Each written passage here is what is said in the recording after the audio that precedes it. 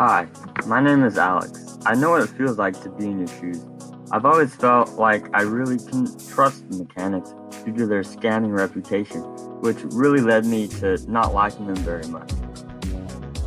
I know what it feels like to go into the mechanic and ask the mechanic for repair, and then be overloaded with additional repairs that may or may not be needed, asking for your money.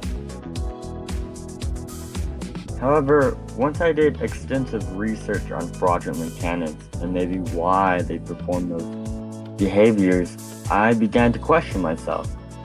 I asked myself, are mechanics really the bad guys? And here's why. How often do you think about the influences put on mechanics while they're in the shop? Like, what about the financial influences on mechanics, such as form of payment? Or social influences like their boss or the customers themselves? Based on the research I conducted, I became aware of these influences and really learned how they sometimes can force the mechanic to do the behaviors that we the customers disagree with. For instance, let's think about the financial influences put on mechanics in the shop.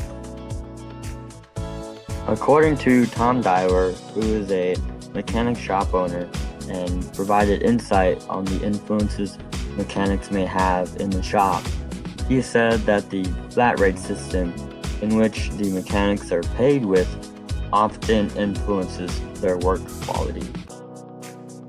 The flat rate system is where the mechanic is paid more on the amount of repairs he does in a day rather than the quality of work on a certain repair.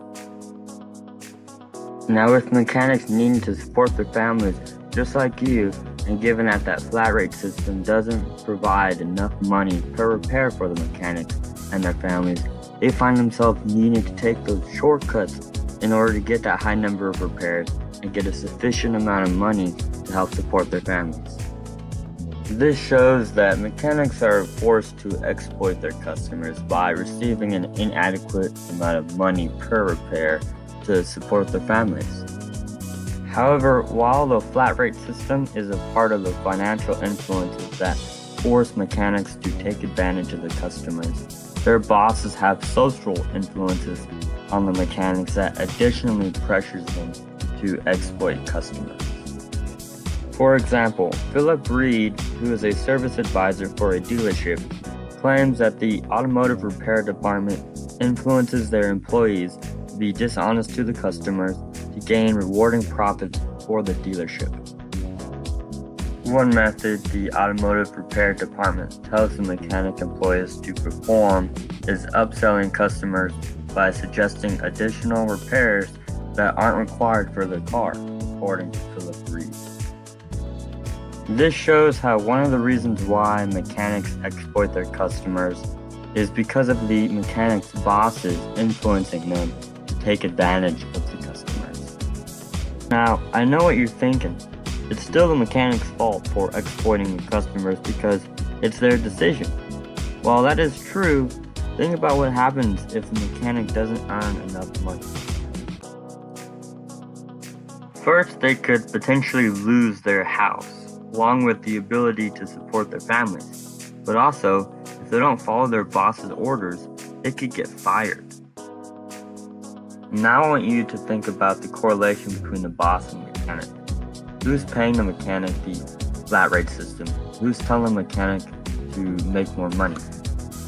You see, if mechanic bosses weren't forcing mechanics to make more money, and if they were paying mechanics per hour rather than the flat rate system, mechanics could focus fixing customers' cars the right way. This shows that it's the bosses that exploit the customers.